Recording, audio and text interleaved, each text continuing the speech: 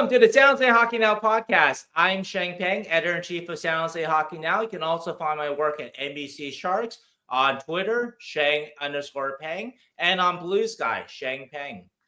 And I'm Keegan McDowell. You can find me on Twitter at @half_hockey, my website half-hockey.com, or at San Jose Hockey Now. This week, we have an exciting episode with a guest from Buffalo. Yes, and I am in Buffalo, too. And Sheng is in Buffalo. I don't know the background. Yes. It's a very Buffalo background, and for some reasons. It kind of looks like you're in, like, I would say, like, the downstairs part of an arena almost, or something like that, but it's an Airbnb just with a very strange heating element. And no, it looks like I'm in the set of Saw 4. Yeah, kind of, yeah. You're in a very weird prison. I think that's a heater behind me. I'm not really sure, but all right. Before we get to all that, guest, well, no, I asked our guest, Bill Hoppe. Spoiler alert, Buffalonian, and he said that he wasn't quite sure what that device behind me is. We know it gets very cold in Buffalo, so I thought it was like some some old school heater that maybe you heat your socks on it or something, or dry your socks on. I don't know. It looks like that's where I heat my face. So it's like what I saw. Is it Buffalonian or Buffalite? No, it's Buffalonian. I'm pretty sure. Okay. It sounds like Buffalo Light seems weird. Okay. Buffalo Light. I don't know. I'm making it up. All right. Before we get to all that, talk about our sponsor, and then we're going to get to our episode.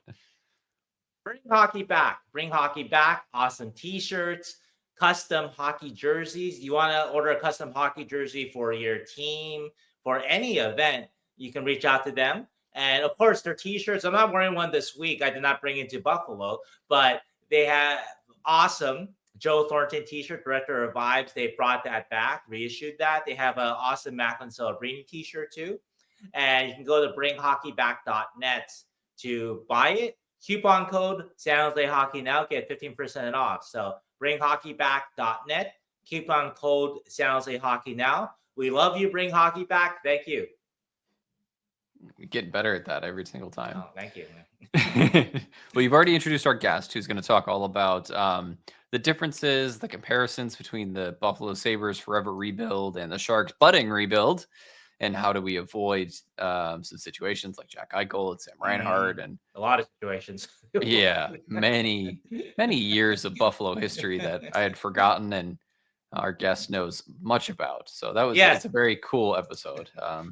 Like I said to Bill Hoppe, reporting from the front lines of the rebuild. He's been covering the Sabres since 2002. The Sabres have missed the playoffs since 2011. Yep. My career was actually playing on the Sabres team, the last Sabres team that made the playoffs. Amazing. So great interview with Bill. And Bill Hoppe, I'm going to give him a plug here because it's so fun to talk with him. Bill Hoppe, It's spelled Hoppe. So Bill Hoppe NHL, that's his Twitter. Yeah, it's crazy. Soon, if the Sabres do not make the rebuild, they don't make the playoffs, the playoff-less streak will be able to drive in the United States. And then it's going to go to college. And then it's going to go to college. It's going to be able to buy a beer. It's going to have a kid. No, I think eventually they're going to get out of this. It's just, man, him talking about the stages like that kind of scares you. And yeah. It's a cautionary tale. I know actually it's an episode that a lot of our fans have sort of asked for, like, hey, talk about other rebuilds, what the Sharks can learn.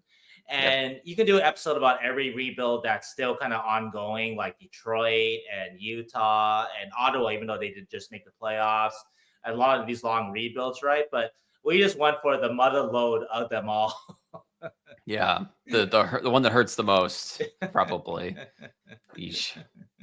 And it's just so crazy because you like he says in the interview, and I don't want to spoil all of it. It's like you can plan out these things, like, oh, we got the number 2 overall pick, we have our number 1 center lined up, we have our number 1 defenseman lined up, we have our star winger lined up, but it doesn't guarantee anything, right? And like, that's the scary part for the Sharks is 2018 draft. They have Eichel, they have Reinhardt up the middle, they have Rasmus Dahlin that they just drafted.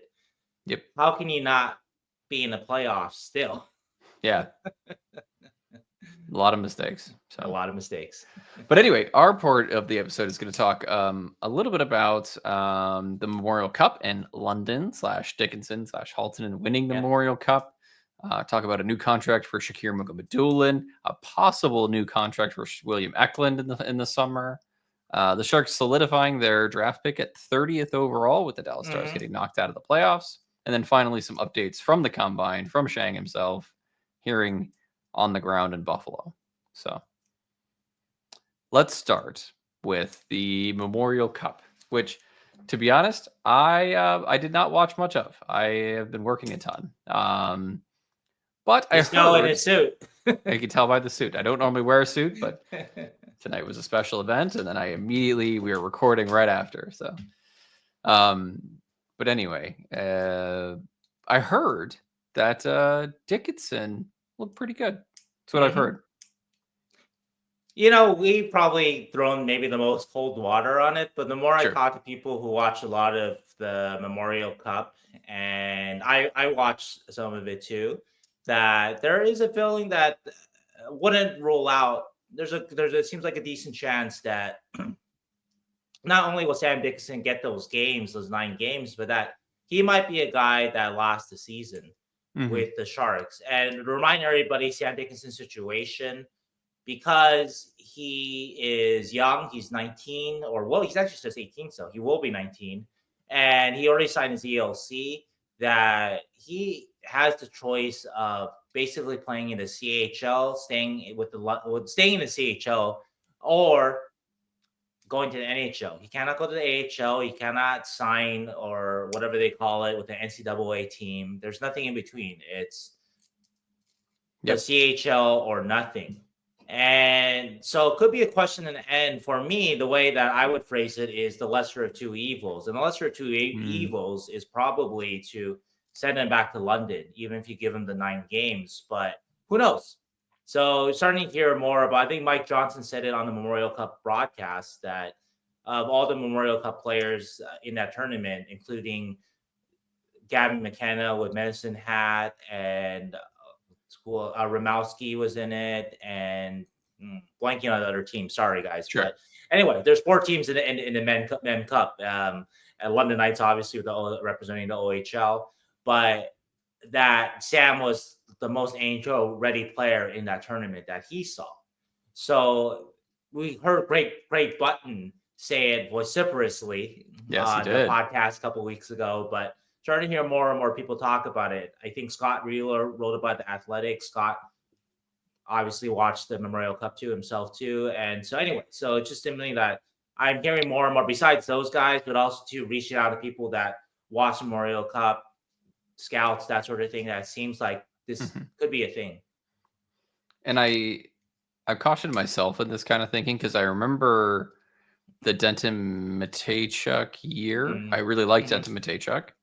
And then I watched Denton Mateychuk in training camp the year after he was, like 3-4 months after he was drafted. And I was like, Columbus.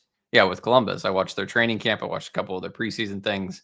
And I was like, Denton Mateychuk's not very good. And I was like, oh shit, what have I done? Like, cause I had a lot of hype about Denton Mateychuk. And then I made a terrible mistake. I made it terrible. I didn't, it doesn't really matter what I did. You didn't end up making a terrible mistake, but yeah, exactly. But that's the whole point, is that like now Denton Mateychuk's making the NHL. He's like doing better. He looks much better than he did 3 months after he was drafted. The same thing happened with Sam Dickinson, where all of us looked at Sam and were like, oh shit. He wasn't like, he didn't meet the expectations of, best defenseman coming out of that draft. Oh, you mean last year, right? Yeah. Yeah, exactly. Right. In a training camp, he didn't look amazing. Right. So I think now we're going to see a very different Sam Dickinson in training camp than we saw last year, for sure.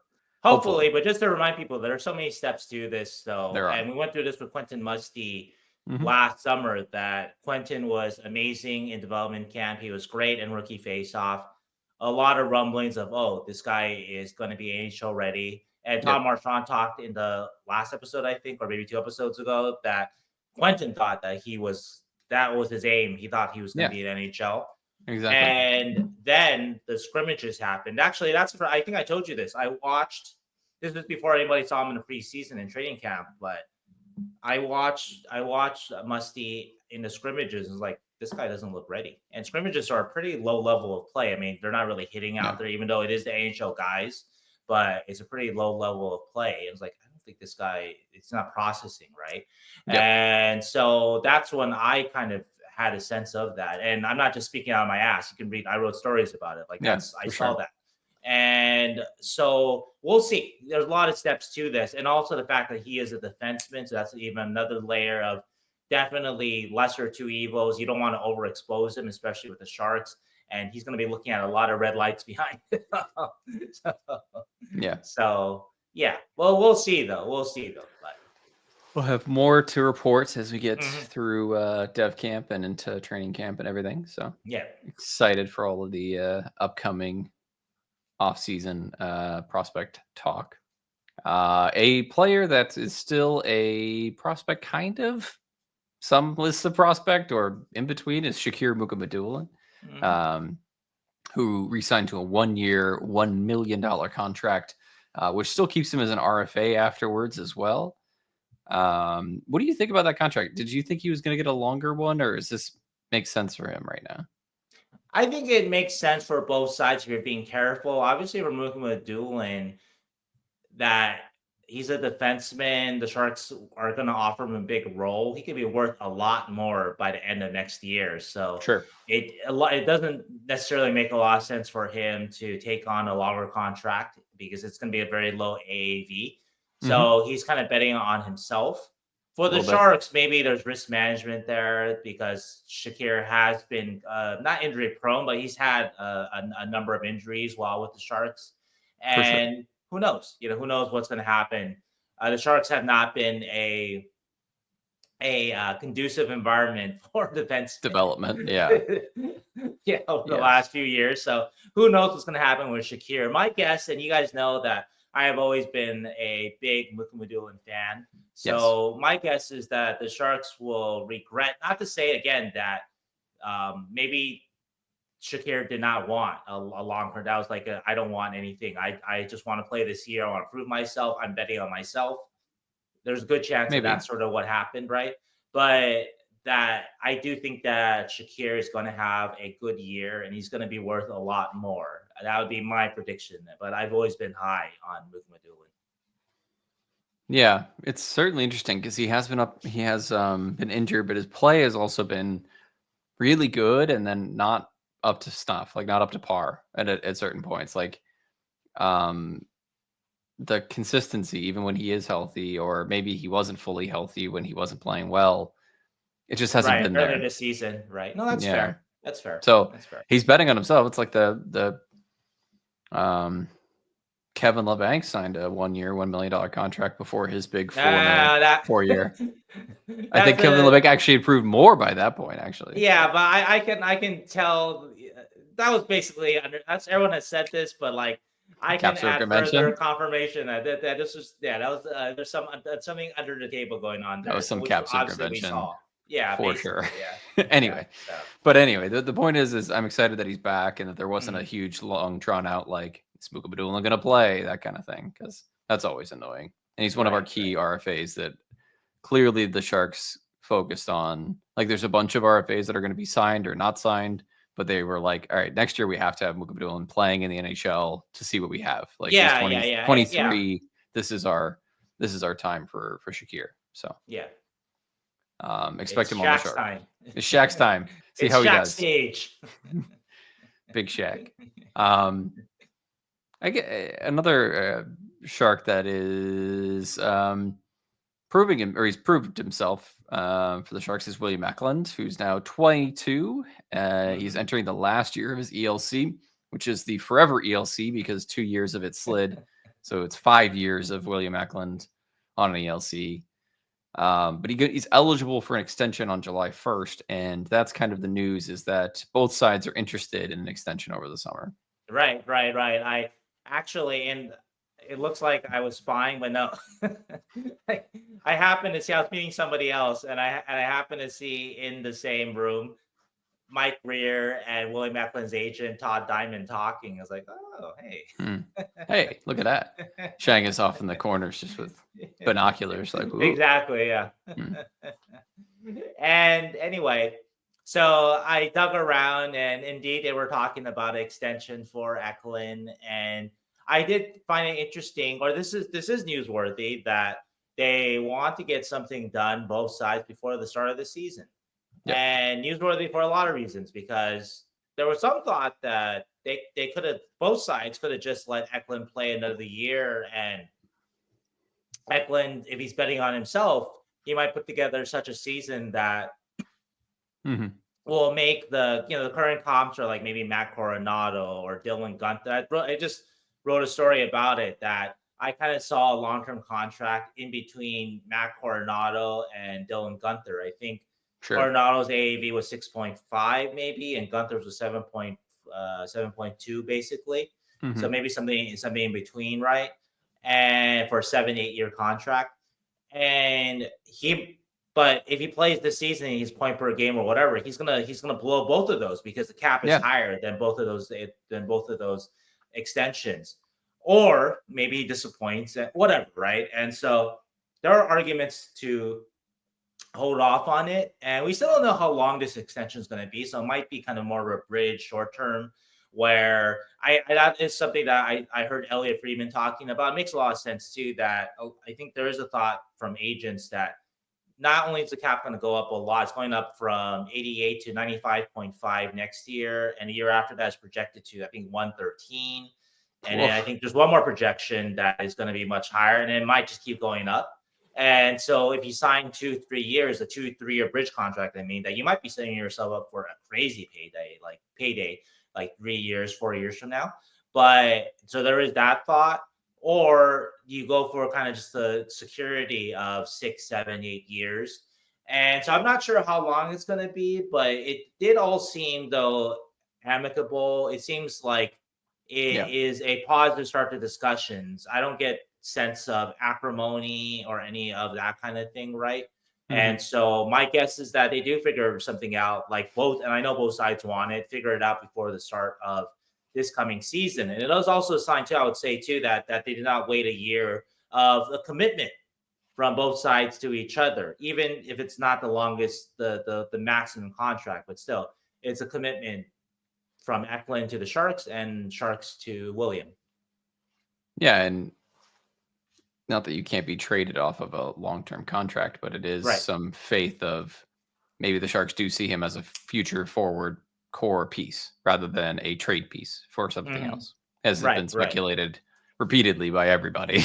Right. When we saw with Fabian Zetterlund that, Yeah, right. Exactly. That we thought maybe he could be a future core piece, but then was in a trade. Yeah. So, Whoops. Whoopsie. I would be happy if they signed him to a 20-year contract. I love William Eklund. I'm hopeful that he is a Shark forever. That kid, like, he just, there's something about the way that he was drafted and when he was drafted that it was like the sliver of hope. Like it was this it was this little like, oh, that's the guy, like, he's always going to be a good hockey player. He's never going to be like a superstar, I don't think, in his career, but he's just a good hockey player. So keep those around, is my opinion. A lot of people focus on his size, and rightly so. Small wingers, that doesn't often work out to, that doesn't often work out to playoff winning hockey. But I do hear, though, and some people kind of mention it to me, and it's something that don't forget about it. I guess I would say that people also talk about his competitiveness as that being a very real thing, and that this is a guy that really, really hates to lose. And so you add some of those things, and maybe he is more than his size, more than quote unquote the sum of his parts, and that he can be that winning player that is worth 8 years, or in Keegan's imagination, 20 years. 20. So they should do a reverse of a compliance buyout that you get to also sign a player for 20 years. Exactly. And he's doesn't go against the cap. So. And get his brother too somehow. Yes, exactly. Let me promote it too. We're going to talk about the Combine. Actually, you know what? We'll talk about it during Combine. All right. I had a great That's chat fair. with Victor Eklund yesterday. But anyway, to close off with William, that things seem positive, and I would expect that they do work something out by the beginning of the season. Here's what I say. The Sharks now own the 30th overall pick in the 2025 draft, and I say that they're not going to pick with that pick. Okay. That is my big bold prediction. In some way or another, the Sharks will not be picking 30th in the NHL entry draft. What are the odds here? I do think that they are definitely going to try to move it, but again, it's not the greatest draft. And maybe there's a player that just somebody likes at 30, and they'll give the Sharks probably established player, but Sharks need a lot of established players, and something good for the Sharks there that they would make that move. Man, betting odds, because they could also just go up or down, and I do think this draft is going to be hard to move some of these late picks, though. I know that, like I said, like Lobby will say, hey, it just takes one team to really want a player that falls, and they're going to give something up. True, but there are. I should mention that the reason why I'm saying that is because Dallas was eliminated, and that officially gives the Sharks the 30th pick instead of somewhere between 24 and 32 or what have you. So that's why we're talking about it. Right. But I know that I don't think the Sharks want to make that pick. They want something good, but I'm not so convinced that it'll be that easy to move for what they might want though. Right. Yeah. So not sure. So I think there's a good chance that they end up making that pick. I don't know. Yeah, we'll have to when we get closer to the draft, we'll have to look at it. My thoughts are there's probably going to be in that 10 to 15 range. One of Cameron Reed, Keyshawn Aitchison, Jackson Smith, a defenseman there that if they're not getting a D with 2, say they don't get Schaefer, that they're going to want to get one of these higher end D, kind of like they did last year. It's just, and I think maybe there's an easier opportunity to move up this year than last year. So yeah, but 30 and 33 aren't enough for that, though, right? And so what do they got to toss in? I guess they do have prospects, so maybe one of those. So yeah, maybe you got a point there. Yeah, I'm excited. Draft talk always makes me excited. On what they're gonna do. But anyway, our last topic of the night is the Combine, which is probably our biggest topic. How's it been, Sheng? How long has it been since you've been to the Combine? Did you go last year? I did go last year. Okay, last year was my, excuse me. Yeah. Last year was my first year going. This year, I got to thank the readers. Thank you. Your tribal contributions, they mean so much. They get me here, even though no complaint, but staying a set of the Sol 4. Yeah, but you're there. This isn't anybody's fault, by the way. I picked the Airbnbs. So this is definitely sign me up for Saw. No, the place is fine though. It really is fine. I stayed here for a couple of nights so far, and I'm still here. So you are, yeah, you're right. You have not been captured by Jigsaw yet. So yeah, exactly. Yeah, that's good. No, I would not be here without you guys. I would not be in Buffalo, flight here, all that kind of stuff, right? So glad to be here. Happy to be trying to ferret out information for you guys. And so it's been really interesting. Buffalo's an underrated city. Buffalo is really nice in the summer, actually. I know Buffalo has a reputation, obviously, for how cold it is. But yeah, it's actually a very pleasant city in the summer. And it's good sort of just networking and just try to ferret out information. Obviously, you guys want to know the information that that I've pulled out so far. Some of it I've pulled out. Some of it I'm holding to find out some more stuff. But Michael Misa tweeted it out that Michael Misa did have dinner with the Sharks, also had dinner with the Islanders, also had dinner with Utah, who was number 4, and Nashville, number 5 pick. Interestingly, did not have dinner with the Chicago Blackhawks, but the Blackhawks said later that they didn't take any of the prospects out for dinner. So I Weird. don't know.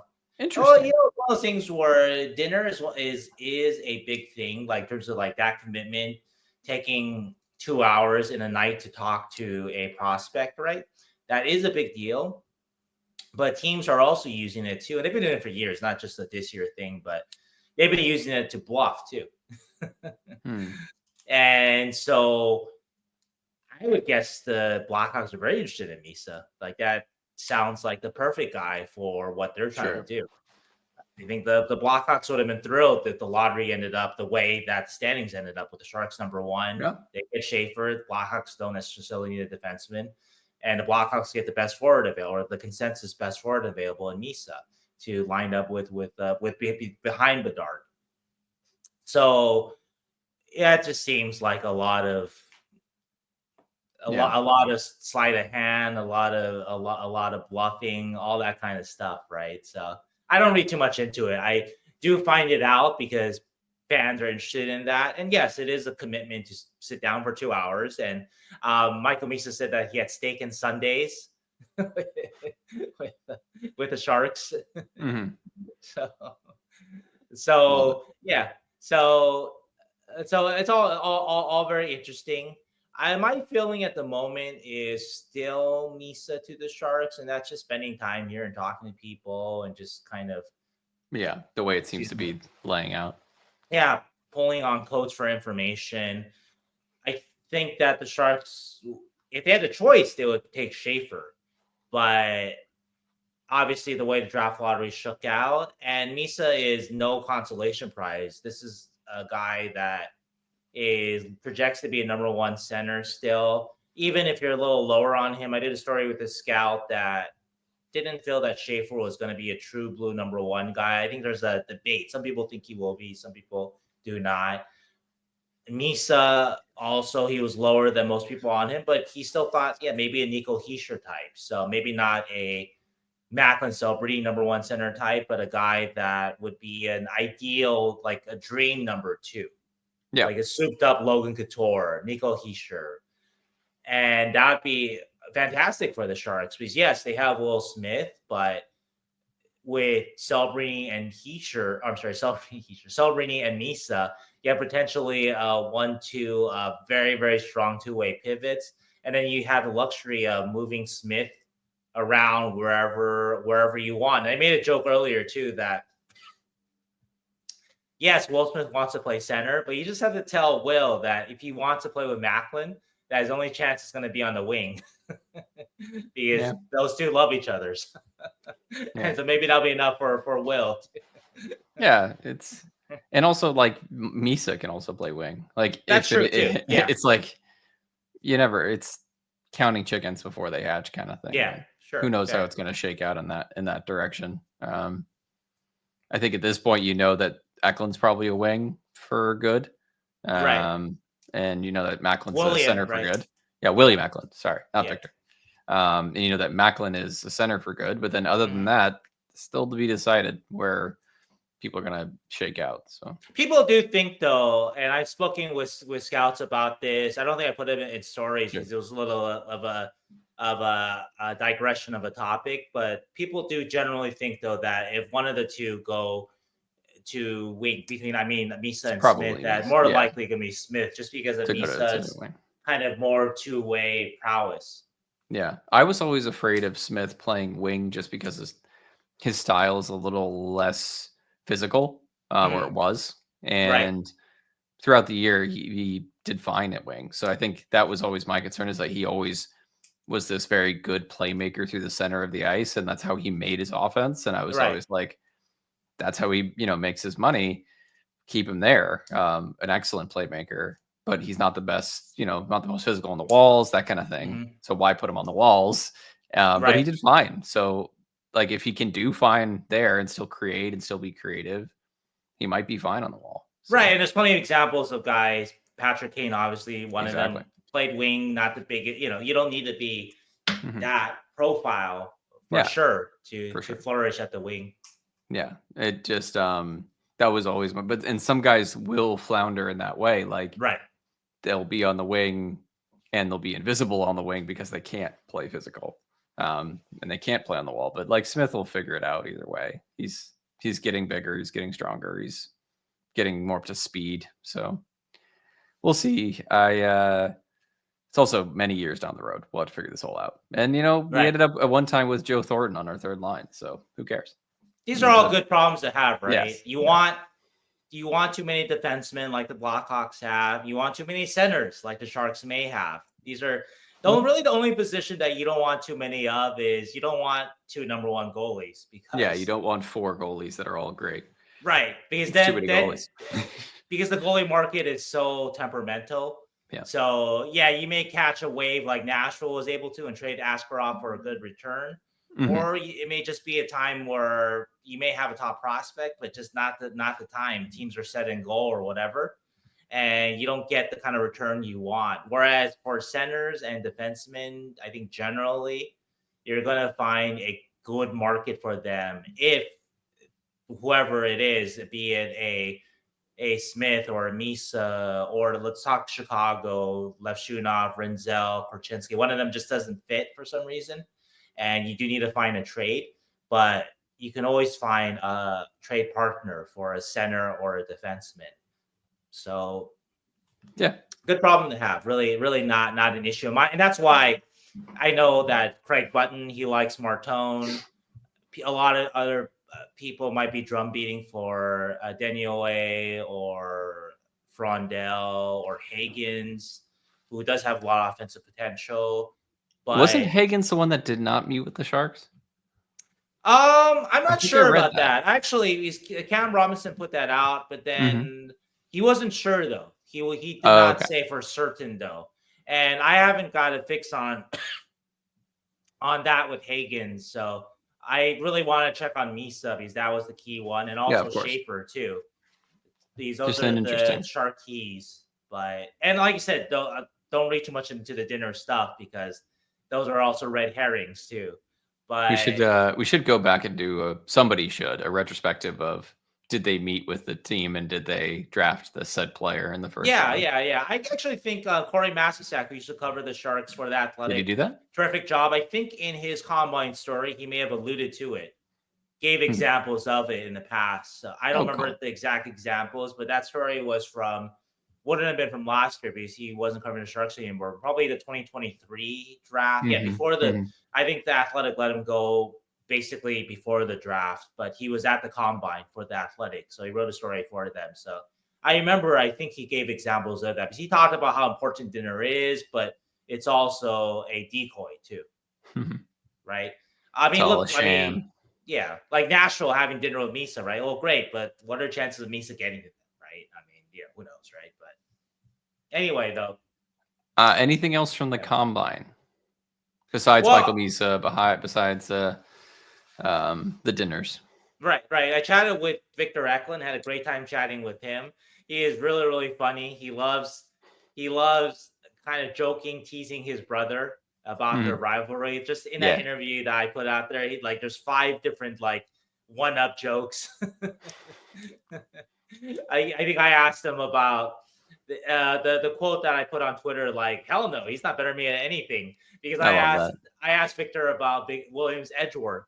And I kind of threw in there, is that one thing you would admit that William is better at you than at the edge work? He's like, no, hell no. No. He loved that I brought up that, Victor does play a more kind of past-in-your-face style than William. Yep. And that in-your-face style is more like their father, Christian Eklund, who was a grinder, actually, in SHL for years, which kind of, you don't think of Swedish hockey in that way, but he was different. Sounds like he was more of the I'm trying to think of a perfect example. It's kind of escaping me right now, but just that annoying grinder guy who pops in 15 goals, helps out in secondary scoring. And it sounds like Victor's got a little bit more of that, but more offense. And so he loved that's how he sees himself too. Yeah. He obviously loved, even though it was a serious moment for all of them, that Victor brought Djurgården back into SHL, that I'm sure inside himself that he feels good that it was him that brought them back. Not him by himself, obviously, but part of the team. because William Eklund William talked to me during the 2023-24 season, his first full season, the season that shall not be named in Sharks history as we move forward.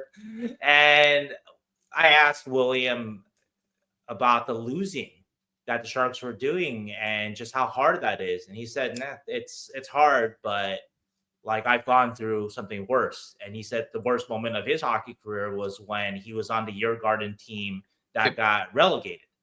So yeah, so it was really an important moment for Victor to bring them back, but also too a feather in his cap too on show his off brother. to his brother. Yeah, I watched that whole relegation series with William Eklund, and it was the saddest I've ever seen William Eklund be. Yeah. It was so sad. Like that all of those games. Like I just remember him just being dejected because it was so much on his shoulders, and like it just wasn't working out for him. It wasn't. It didn't have been a good year for him. No. In his development. And actually, this is something I don't know if she's put it out yet, but Jackie Spiegel, she covers the Flyers for the Philly Inquirer. But she's interviewed a lot of the prospects too. I think the Flyers have number 6, so there's a lot of guys that they could be looking at. And she also talked with Victor. And I don't want to, I hope she put her story out. I think it's fine because I don't know. I don't think it's going to be broadcast wide. I'm just saying it here. But she asked Victor about his number, 73. And yes, he picked 73 because it's one higher than William Eklund, 72. I love it. Now that is rivalry. It's a good reason for sure. I love it. So it's gonna be great one day when they're on the same team, be it with maybe the Sharks one day. That'll be awesome. Or Team Sweden, because I did ask Victor. Victor says they never play on the same team together. So that's gonna be fun too. But anyway, I really wish the Sharks had like a pick in that range because come on, just do it. It would be so much fun. They also don't need a guy like Victor Eklund, but you know what? That would be so much fun. Just for the vibes, right? Yeah. You keep losing if the vibes are good. So you got Will and Eklund, you got the Eklund brothers. Yeah, just the excellent vibes. But that's how you make up for trading Fabian away. Yeah, and I think that's in Eklund or Victor Eklund is not a soft guy. He even mentions it in your article. No, he plays hard. So it's because of his skill level, how well he did in the Allsvenskan. He was playing big minutes for this whole club all the way through their promotion series. Team's going to take him probably in the top 10, I would imagine. Yeah. So he looks like he can go high. Or he will go high. I'm sorry. Yeah, I definitely. I mean, I think the only thing that you wonder about is that he does play a more of a bigger player style that maybe that will wear him out. I don't know. Yeah. But that's all for the long term. But anyway, for right now though, he is a fantastic interview, and it sounds like whoever's going to get him is going to be drafting a winner of a player who also has a lot of skill too. Yeah. Love it. Combine season. We're getting to the good part of the combine the next couple of days, which I'm sure you'll share with us in terms of testing and physical stuff. And that's on Saturday. We're recording this on Thursday night. So just a tease for you guys when you guys are listening to this, and it'll come out shortly thereafter. But I'm going to be talking with Chris Morehouse scheduled for Friday. So before the media stuff. So maybe get some stuff from him, maybe more of the dinners and that sort of thing. Right. Yeah. And trying to think of anything else that I picked up. You hear a lot of stuff, and that's the great part of it. Now, you don't know how much of it is true, but you do hear a lot of just different chatter about players.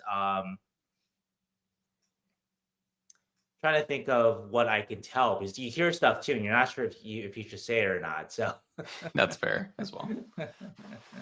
I think I can say this. I don't think this is too far. It's a great Brady Martin story. And I think you've heard some people have put out that Brady Martin's been a hit in interviews so far. Like, just people love him.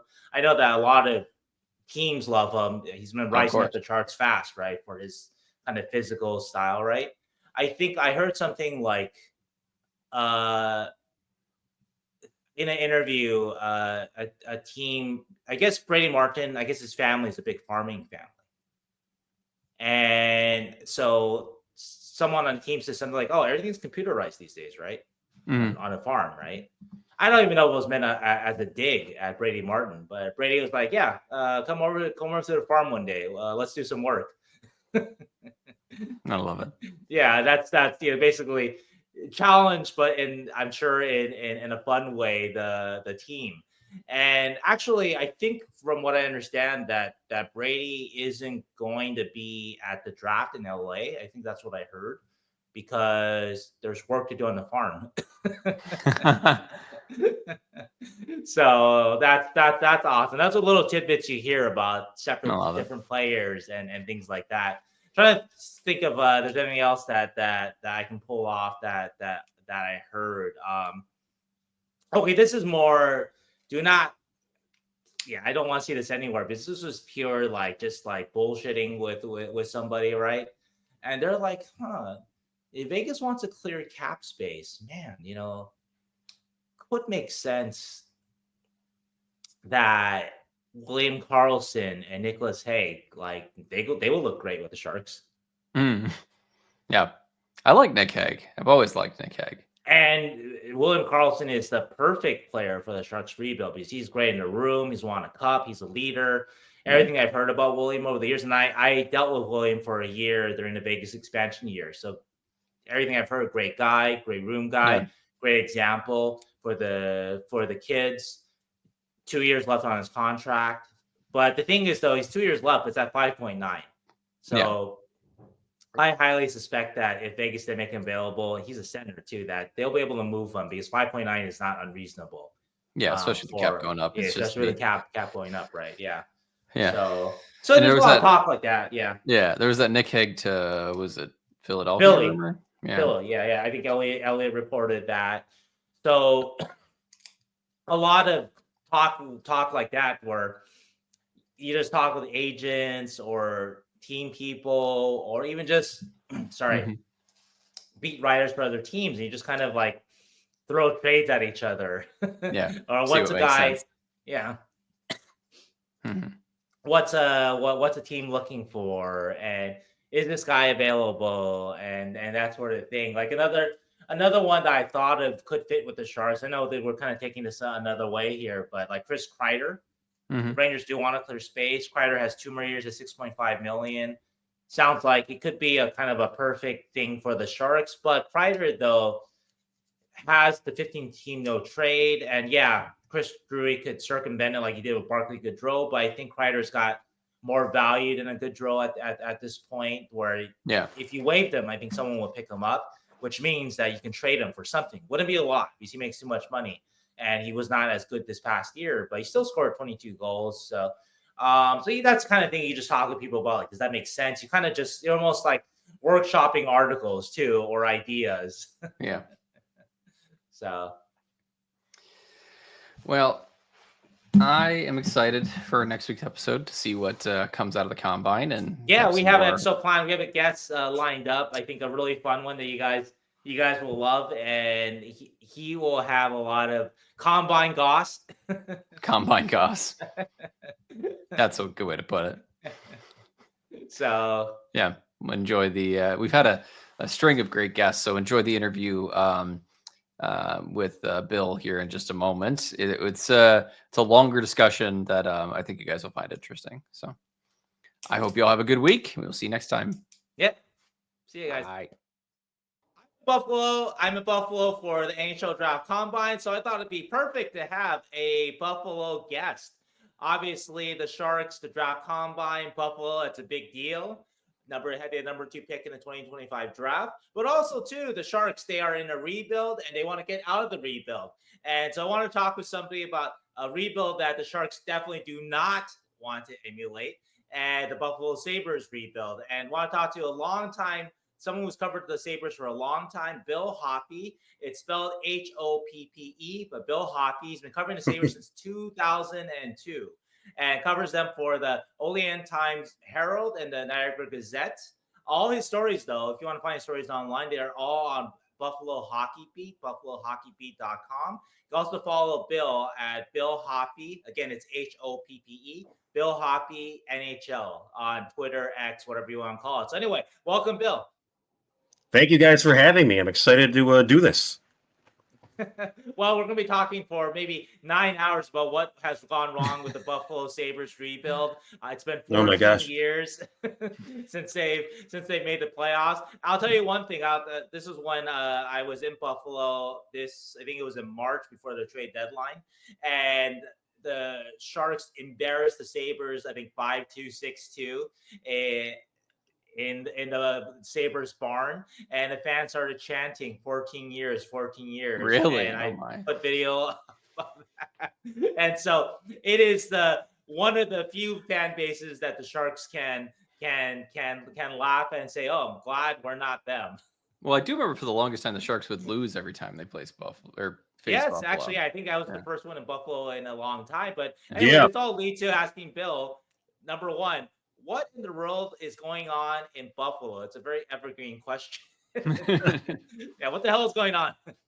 Well, the most recent incarnation, I guess, this team of the past few years is so it's they tore it down again in 2021 after they just bottomed out the COVID year, and they started Kevin Adams started rebuilding the team the way he truly wanted to, taking his time, not taking any shortcuts, and they got going pretty quickly. Just making some shrewd deals, getting notable assets back for Jack Eichel, Sam Reinhardt, some of the guys like that. Piling up picks, and they made a lot of progress. They arrived, so to speak, quicker than I think a lot of people, including myself, thought.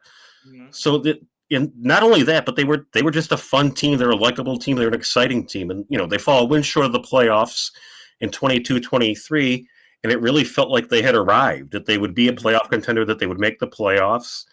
And I think what's happened these last couple of years is that they haven't taken that next step. They haven't learned how to play consistently night in, night out, the brand of hockey you need to be successful in the NHL and modern times. I mean, just wildly inconsistent efforts.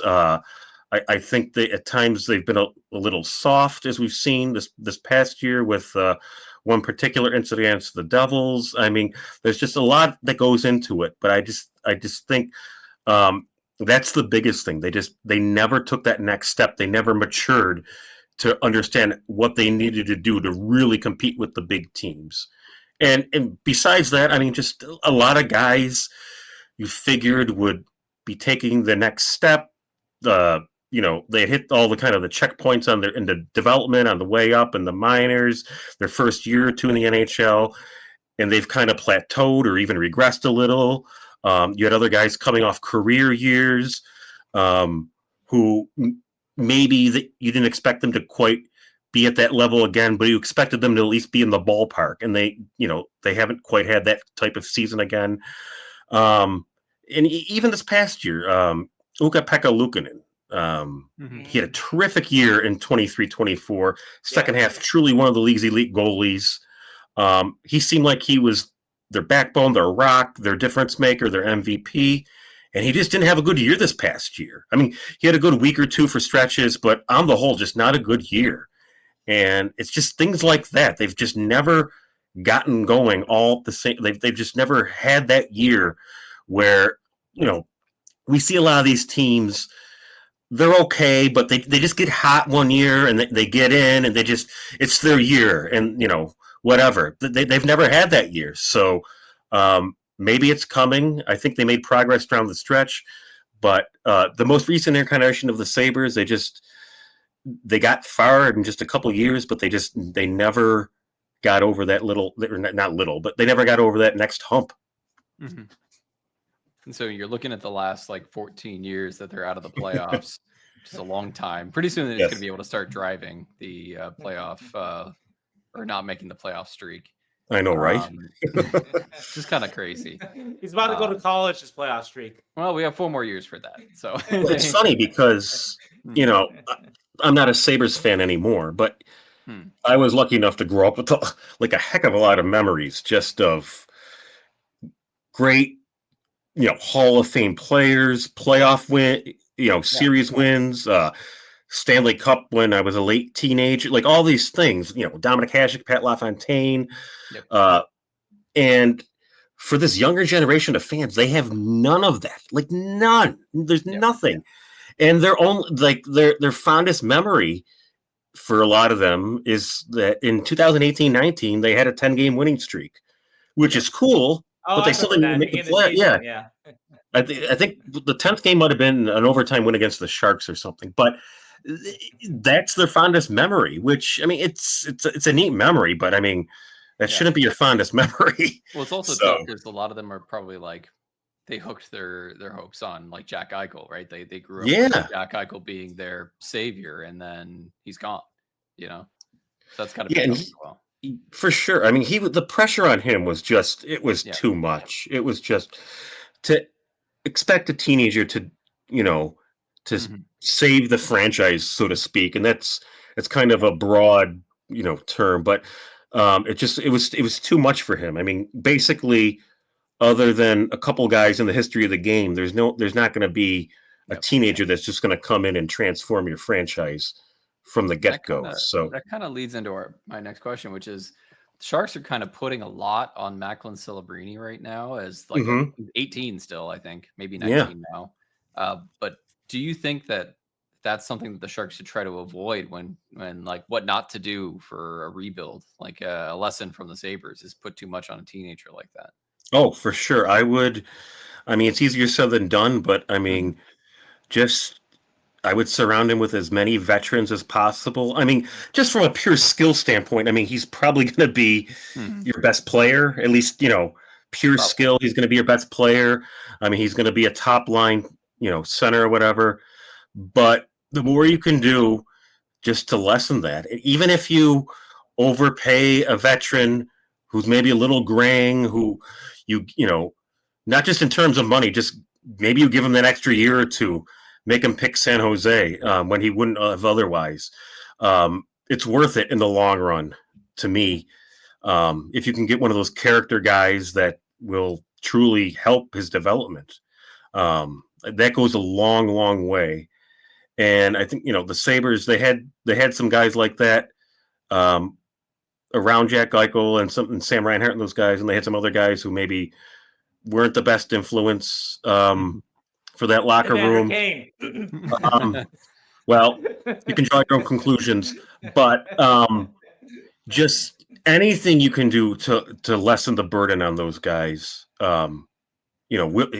Celebrini, Will Smith, Matthew Schaefer. If it's going to be him, I assume it will be. Or actually, no, I'm sorry, Matthew Schaefer. Sorry, I'm thinking you guys have the Unmuted. Sharks have the number one overall, but whoever it is, um, yeah, it goes a long, long way. And even these days with the Sabres, I mean, uh, the Sabres could. I mean, the Sabres got a lot out of Jason Zucker this year. Mhm. Just not only production wise, but just the guy he is. Just how much the group liked him, and what having a 12-year vet or whatever he is can do for a team. Just an affable guy in the room, and they need. I mean, the Sabres could still use another Jason Zucker. So any team, um, especially teams that are among the youngest in the league. I mean, the Sabres were the youngest, I think, last year still, or at least early in the year they were. But any team can always use, in my opinion, some veterans to lessen the burden on those guys for sure. So I Can I would. ask you? Oh, go ahead. No, go ahead. Okay, putting you on the spot a little bit.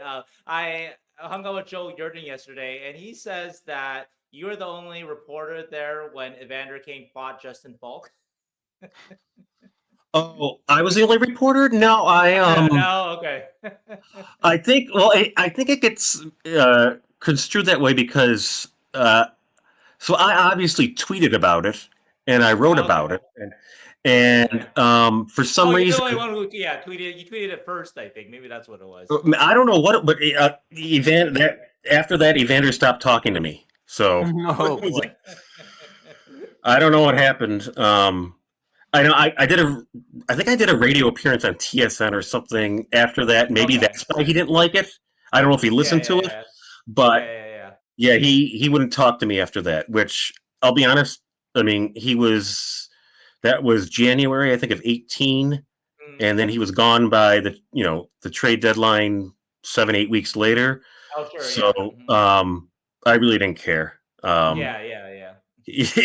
But it just whatever. I mean, I don't know why I got picked out of that, but yeah, that was I've been covering hockey a long time, and I don't know. That's the biggest blow up I've ever seen. Yeah, in a practice or something like that. Yeah. Yeah, well, were there like real shouting? I mean, we Yeah. saw Rasmus Dahlin and Peyton Krebs. They almost fought this Oh, past, sure. Yeah. but even that, I mean, compared to that, when you just have like Justin Falk, just yelling at Evander Kane and telling him off, and it was just like it was interesting for sure. Mhm. And not to make it all about Evander, and full credit to Evander too. Evander has been part of 3 straight long playoff runs with the Oilers, and in the finals, he may be a Stanley Cup champion. So he has figured something out in his career. But we're kind of skipping ahead here. But I want to actually go back.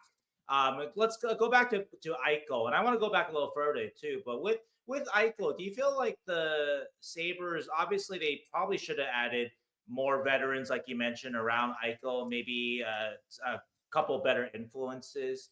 But did Sabres marketing kind of push Eichel forward too much? Did the management kind of push him forward too much? Or were they pretty good about that part of it? Obviously, the team construction could have been better, but were the Sabres conscious I of think kind of I, the think, picture they're putting I on don't know Eichel? about Mark. I mean, they definitely marketed him. I mean, he became the face of the franchise.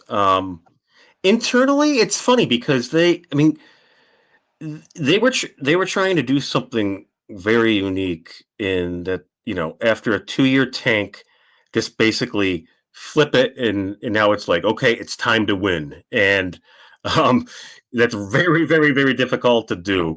But I mean, Tim Murray, he took assets that they had built up, and he got Evander Kane, and he got Ryan O'Reilly, which was a very good trade.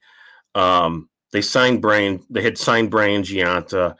Um, so they made moves Mhm.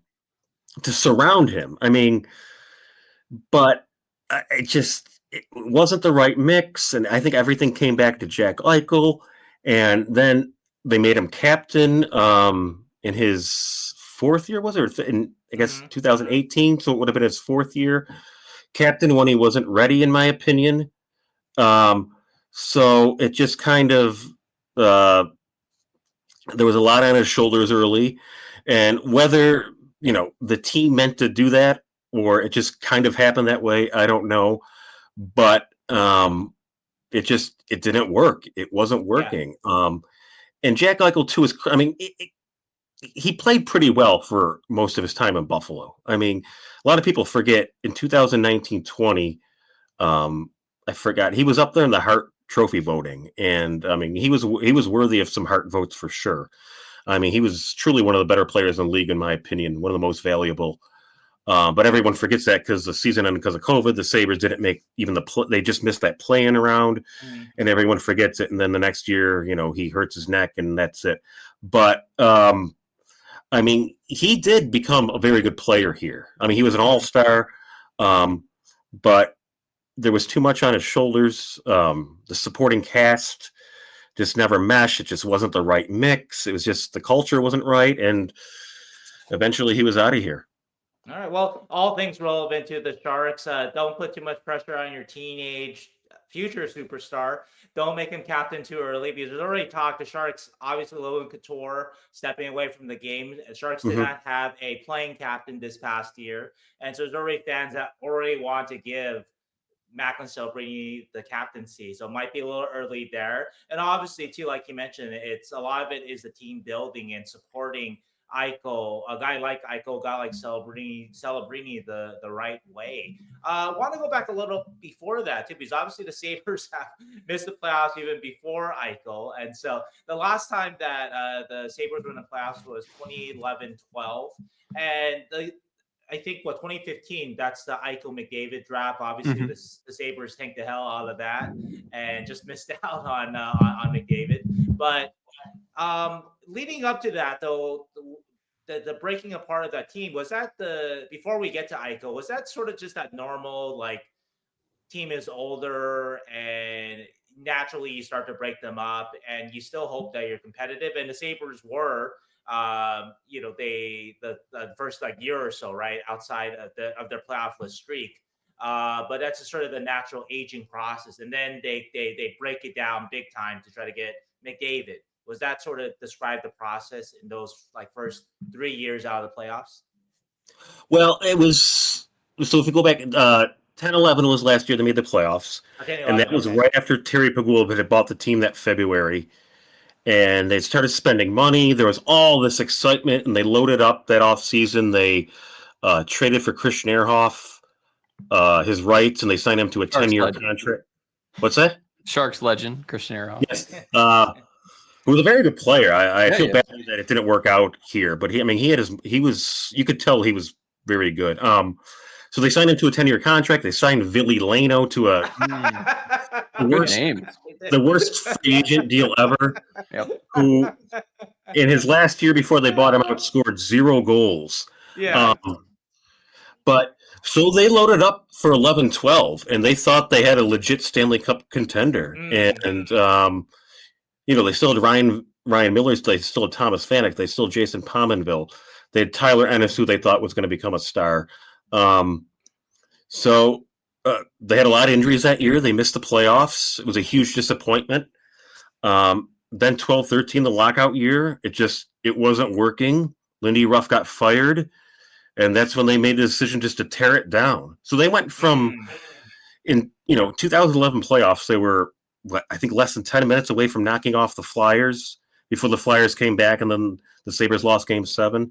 But they were they were very close to advancing to the second round. To less than 2 years later, they're just tearing it down. God, this sounds like to be honest with you. It was just weird because at first, they build this team that's it's built to, I guess, lose, and you don't expect them to be that bad. You think, well, they can't really be that bad. I saw them over the past, the final 6 weeks of the season, and it's kind of the same roster, and they were okay. But then you realize, like, this is just not a good team, and they just kept selling off assets, and it went on for 2 years, and it was a lot, and it just so that's the roots of it. They built up a team they thought was legitimately a Stanley Cup contender. I mean, the excitement here was off the charts, just with Terry Pegula taking over and pouring money into the team, which hadn't been done really before. And then, with less than a couple years later, they tore it down. And this honestly, to me, sounds a lot like the Sharks in 2019, right? Like, they got Erik Karlsson. There's this huge, like, oh my God, we're turning over our franchise to Karlsson. We're still going to compete. And, they're in the Western Conference Finals in 2019. They were, 2018, 19, yeah. Yeah. And then within 2 years, they're bottom of the league, right? Like, it's the next year, it's 2019, 20, and you don't expect them to be that awful with Karlsson and still Kane and Meyer and Hurdle and Couture and everything. And then they're still terrible, and they're like bottom 3 in the league. It's honestly a very similar thing, it sounds like. Well, I think Sabres fans, though, and Bill, though, would take one good year out of Ville Lano, which Sharks did get one good year out of Erik Karlsson, and a Norris Trophy, too, a few years and later. A couple of good years out of Evander Kane, too. So yes. Evander Kane, he played pretty well here. I mean, there's a reason he's been in the league for 16 years. I mean, he's a good player. I mean, he's fun to watch. I mean, one of my most vivid memories of him is just he fought Alex Petrovic, I think, or I'd have to look it up. They fought 3 times in the same game, like 1 year. They just 3 times, and so I mean, he can be a game. I mean, he can be a gamer on the ice like that. But absolutely. No, he's a good player. And he might get his cup. And I mean, there's a reason the Oilers wanted him. So it's interesting. But the thing with the rebuild here that I thought was interesting, and I don't know if I'm talking about the franchise or the fan base. A lot of people thought it was just a given. Well, we'll tear it down. And I'm talking about like when when they got Eichel and stuff. They tear it down. They're starting over, so to speak. And I think people thought they would be a contender within a Yes. couple years. Right. And there's no givens. And I mean, when you tear it down that much, and you're whiffing on trades, you're whiffing on draft picks. They left no margin for error, and it's a cycle that they really haven't gotten out of. I mean, Kevin Adams, I think, got them out of it by really, uh, improving the team quickly, but they're still waiting to take that next step. I mean, I always go back to um, 2014. They take Sam Reinhardt second overall, a pick before Leon Draisaitl. And they had 3 second-round picks, and they whiffed on them all. I mean, you have 3 second-round picks, and you whiff on them all. Brendan Lemieux, who they eventually traded, Eric Cornell, and Vladimir Karabasek. I mean, you have 3 second-round picks and get nothing out of them. I mean, that's a recipe for disaster, and that's just a microcosm of some of their drafting in that era. You bring up Sam Reinhardt, and obviously, when we talk about the Sabres forever rebuild, the focus is often on Jack Eichel. But how come it didn't work for Sam in Buffalo? I mean, it did work. I mean, he scored, I think, over 25 goals for them, so it wasn't like he was a bad player for them. But just like you look at the back-to-back drafts to get Reinhardt and Eichel, you think maybe you're set for a long time. But just anyway, why didn't it quite work for Reinhardt in Buffalo? That's an interesting question. I think I always go back to when the draft in Vancouver. He's from Vancouver, and they took Dylan Cousins, whatever it was, 7th overall, and they had Sam Reinhart come down and welcome him. And I think Sam Reinhart had gone out to dinner with all the team's brass, and I don't know if the owners were there or whatever. So Sam, for a time, it seemed like Sam Reinhart was all in and with the Sabres, and they were all in with him, but they never gave him that long-term contract. And by the COVID 2021, the COVID shortened year, it was just he was on his way out. He was their best player, but he just seemed miserable. And it just reached that point where they were gonna move on. And I'm not totally sure what happened, but it was weird because he was a guy. I mean, he far from the level he's at now. I mean, as good as I thought he could be, I never thought he'd score 50 goals. Sure. I mean, he was a good player, becoming a good player, but something happened along the way, where both sides soured or something, and it was just by the end of 2021, it was a matter of when, not if, they traded him. So that's kind of how that went down. Was it like, listening to what you're saying, maybe this is putting it too simply, but something like they didn't believe in him to give him the 7-8 years, and then after that they kind of lost him at that point? Is that kind of a simple way of Well, could be. describing it? Yeah. Very well could be, because I mean, there's a lot of organizations. A guy of his talents, a guy who they drafted second overall. I mean, they would have given him that 7-year, whatever, $50 million or whatever it would be in that neighborhood. Right. But the Sabres, they wouldn't do it, and yeah, I think you probably explained it pretty well. Was that in your guess? Was that ownership being cheap, or is something else going on? I don't think it's ownership being cheap. I mean, they've been willing. They've spent on salaries and things like that. I truly don't know. Maybe they just didn't think that he was gonna be a player worthy of $8 million. A player that they wanted to invest in until he was, into his early 30s, when a lot of players start to decline. So maybe they had invested a lot of money in Jeff Skinner, and at that point, it was. I mean, it was looking like that contract was going to be a huge dud, and maybe there was some apprehension because of that. So who knows? Well, speaking of Reinhardt, even you mentioned Skinner. that, of course, if we're talking about the Sharks too, your player personnel decisions, they mean so much. So if you give 7-8 years to somebody for the Sharks, it could be a William Eklund who's eligible for extension. But anyway, you've got to make the right decisions. Or if you Skinner came from Carolina, was that a trade? I forget. That wasn't the free agency signing, right? He would have been too young for that. It was a trade. Yeah. It was the rare August trade.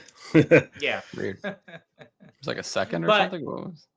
I can't remember what we you actually got to paid invest it. in the right guys, though, right? And Skinner he still is kind of a one-dimensional guy, right? So Mhm. that's I guess a part of it. So is it right then we talk about the Sabres, the 14 years out of the playoffs, that you described the first phase as they didn't expect to be out of the playoffs. They signed Christian Ehrhoff, Billy Leno. They think they're going to be in it for a while longer.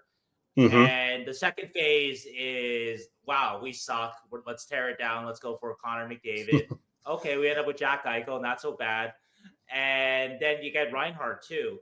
But that they did not build properly, however that is. They did not build properly around Eichel and Reinhardt, who should be. You see them right now in Vegas and Florida. Those guys are linchpin guys. Those guys should be leading the Sabres back to the playoffs, or should have led them back. They certainly were talented enough. But anyway, that didn't work out.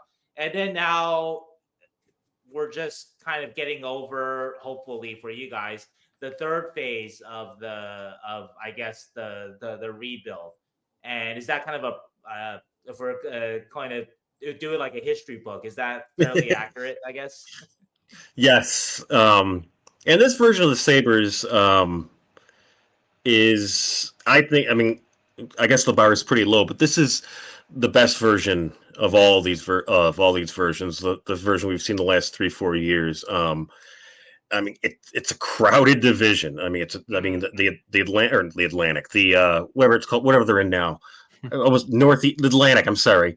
Atlantic, yeah. Northeast. I can't Adams division. I can't keep it straight. Can't remember. The Wales. Yeah. The Prince of Wales Conference is very. But it's crowded.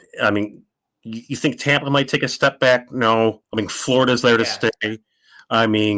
Toronto's there to stay, even if they're not, a cup team. Ottawa made the jump. Montreal made the jump. You keep expecting Detroit to make the jump. But I still think they have a core that can do something.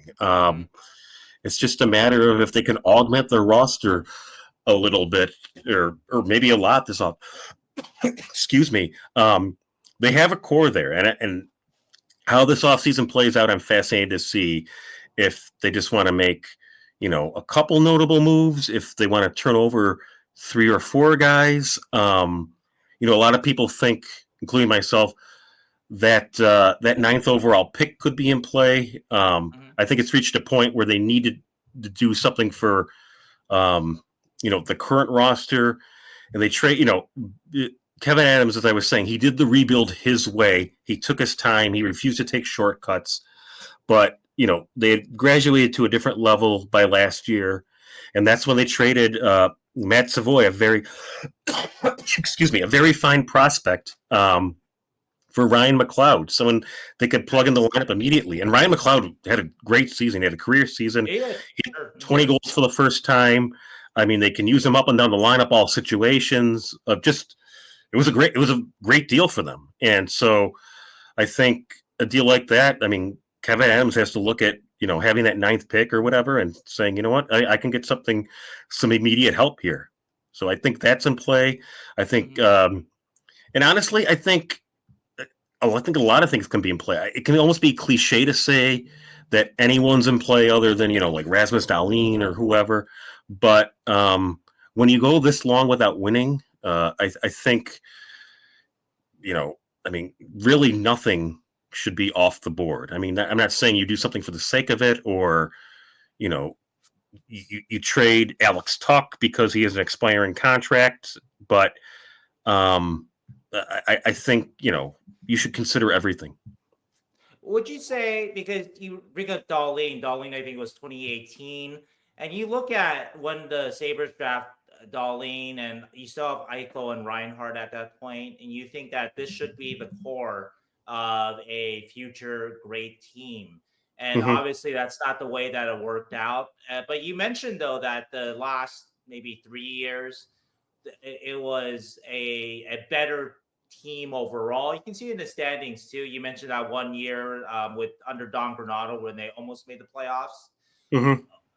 They don't have the headline guys, though, because they've traded Eichel, they traded Reinhardt. They still have Darlene, but they don't have as many headline guys. So would you say that this version of the Sabres is better because it's just a better constructed group? You may have had more star power 5 years ago, the big names, the number one pick, the number two pick guys, right? But that just the construction of the team didn't make as much sense. That's maybe more Tim Murray did not construct a sensible team. Whereas Kevin Adams is doing a better job of that, even though they haven't made the playoffs. Just all the parts fit better, and also too the Sabres have sneakily, obviously drafted fairly well actually for a long time. Actually, they've drafted a lot of good players, Cousins and Paterka, and just go down the line. Right, they have a lot of good players, but mainly though, my question is just the team construction. Is that why this version 3.0, the Sabres rebuild, even if they haven't made the playoffs, just makes a little more sense? It's a very close group, so I think that definitely helps. So I think that definitely plays a factor. Guys talk about just how much they like each other, how there's no cliques, how they look forward to seeing each other outside the rink. So I think that's gone a long way. Now the other side of that is you wonder, accountability became a big theme at the end of 23-24. There's not enough accountability. The Sabres need to hold themselves more accountable with each other. You wonder if they're too if they're too close, if they don't, do that. But I mean, this version likes each other, and I think it's good to have a locker room like that. Ultimately, is it better if you have a few guys who don't like each other? I don't know. I've never been an NHL player. I don't know what it's really like in that room, during the toughest times, during intermissions, during whatever. But I think a lot of their, at least maybe early success, was just the early success of this group was just them, liking each other, playing, I guess, maybe kind of carefree, so to speak, in the early days under Don Granado with, fewer expectations. And I think they thrived under that. And then, it's the next level they've struggled with. Okay. I guess now then, asking you about the Sharks, your perception of the Sharks rebuild. They have a lot of kind of star names, Macklin Celebrini, Will Smith, Askarov, but they have not built anything resembling like a sensible team yet. Obviously, we see in the standings, right? Two last place finishes the last 2 years. So anyway, what is your perception of the Sharks rebuild? What are they doing right? What could they learn from the Sabres? They can learn a lot from the Sabres, like we've just talked about. Just, you know, in phase one, getting the right getting the right cast to support those guys. Not taking, I guess, shortcuts. One thing I should mention with some of these trades too, of the Sabres coming out of those tank years was, they get Evander Kane, they get Ryan O'Reilly, they get Josh George. Like you look back at some of the trades and they got some of these guys, but what they gave up was just insane. I mean, I always go back to one trade. They got Nick Delorier, who's a player I like. He's still in the league with the Flyers. Sure. They got Nick Delorier and Hudson Fasching, who had been a 4th-round pick like 8 months earlier. And they gave up Braden McNabb, who right, the Kings, right? roaring toward 1,000 games and has won a cup and been in the league for 14, 15 years. And 1 second or 2 second-round picks. Mm-hmm. So I mean that's an insane trade. I mean, you ended up with like 3 years of Nick Delorier for all that. I mean, that's like. And I was just looking at the Jeff Skinner trade. It was a second, a third, and a sixth, but the second and third became Pyotr Kochetkov and Alexander Nikishin. It was the 3rd round pick. So it's like, really? That's funny. Yeah. So the second and third were Carolina's 1A, 1B goaltender and their best prospect. So wow. But But trades like that, I mean, they set you back when you lose trades or just give up way too much. I mean, like Robin Leonard, a very good goalie. I wish I send my best to him. They gave up a first round pick for him, and right. at times he played like that number one goalie, but other times he didn't. So I mean, they gave up a lot for these guys. Guys, I mean, Mm. if you're looking around the league 10 years ago, I mean, you would want to get Robin Leonard, but um, first round pick, I don't know if I give up a first round pick. Um, there's another trade I'm missing. They get Josh Georges again, nice veteran to have, second round pick. So they were just they were trying to build it back up very quickly. So I think that's one thing they have to be um, uh, cognizant of, the Sharks. But I will say, I mean, I covered Mike Greer as a player. I mean, he was an active player when the Sabres were last in the playoffs. So that's Yeah, how long. exactly. Yeah. So I mean, I have a lot of respect for him. Just the man he is, just how smart a hockey person he is. Um, I I think he's a guy, in my opinion, if he gets time, um, I think he'll figure it out. But with where the Sharks are now, I mean, you know, are they going to be winning in 2 years? I don't know. I mean, Yeah. is ownership or the fan base that patient? I don't know how it's all going to play out. So, but I believe if Mike Greer gets time, he'll figure it out for sure. Mm. But you did mention a couple of things that are interesting though. That first round pick for Laner is the Sharks just gave up essentially 2 first rounders for Askarov, and goaltending obviously being as important as it is, that you better be right when you make that kind of bet on a goalie. And goalies, their trade values, they fluctuate, and so that might have been an overpayment, but Mike Mm-hmm. saw who he wanted and he paid big for him. And if it works out and Askarov is a top 10 goalie consistently, then great trade. I'm sure that's Buffalo. That's what they saw in Laner. And obviously, Laner has top 10 talent. Oh yeah. But um, that's what they saw. They paid big, and they're obviously didn't work out quite as they expected. And even the McNabb deal that you mentioned, because I actually remember McNabb. McNabb was actually a prolific scorer in the minors. He's a great example of a guy that you look at his AHL stats and you say, oh, how come he's not that in the NHL? But you can become somebody else in the NHL that you weren't in the AHL and be a tremendously valuable player. But you've got to basically evaluate him right. And so Buffalo maybe didn't evaluate him right. Maybe they wanted more offense out of him.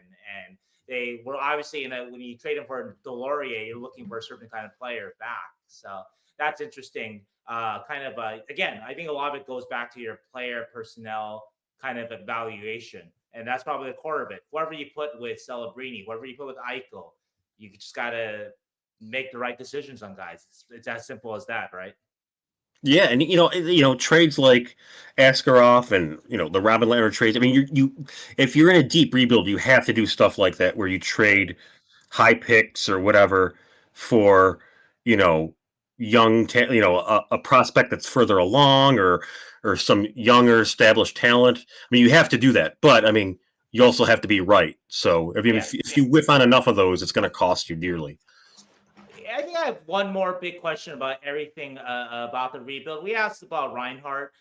Eichel's obviously the big one too. Just like, how did things get so bad with Eichel? Was it just the back thing, and he wanted surgery his way, or to take care of it his way, and the Sabres wanted it their way? Was it just that? And I guess obviously for Sharks fans, it's how do you not poison the relationship with your star player so bad that he'll basically, he wants to get out of town as fast as he can.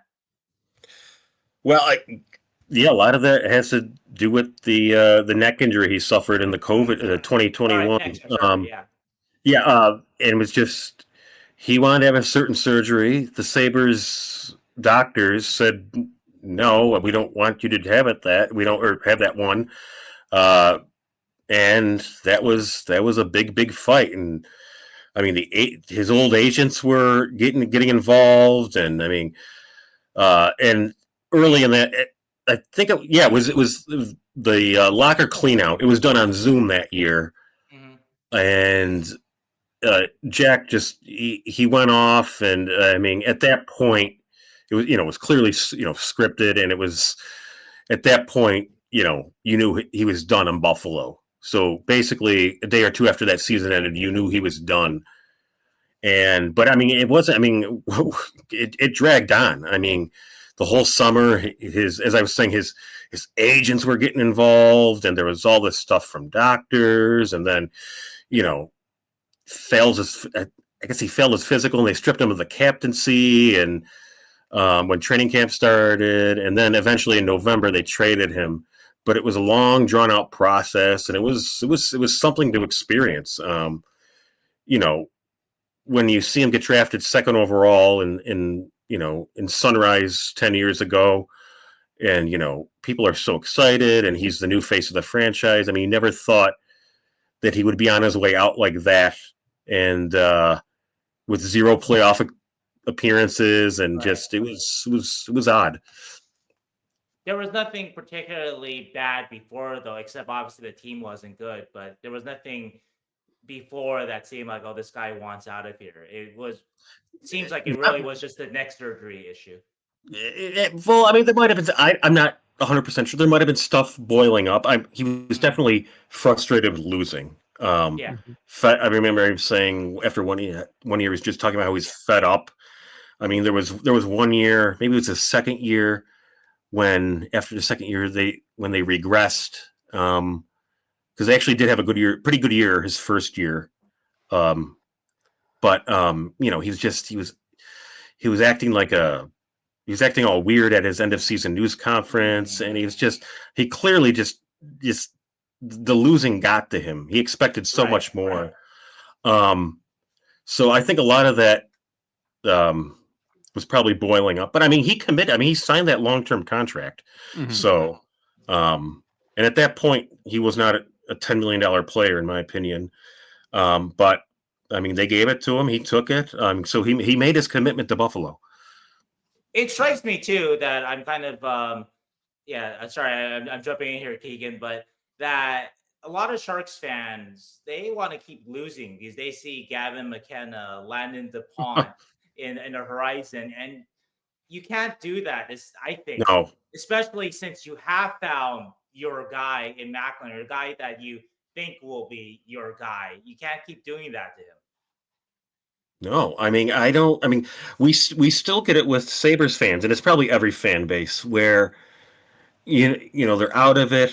In the winter, and it's like, well, they should just tank the rest of the year. So for a bet, it's like, so you want your favorite team to lose the rest of the year so they can maybe move up 3 spot. You know what I mean? Like, Mhm. so you just have to break that cycle, and I mean, just look at rosters. A lot of the good teams, they get lucky. They've had lottery luck. They just they have a bad year in there, and they're able to get, like, a Cale Makar, or however that played out.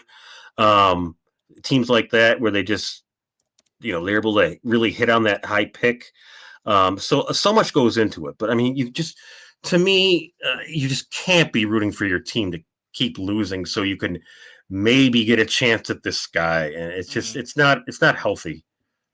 Well, got to ask you one more about this before we move on. We want to talk about the Sabres today and possibly Bowen Byram or whatever the direction. Maybe the Sharks can swing a trade for a guy like that. But before we get to that, one more.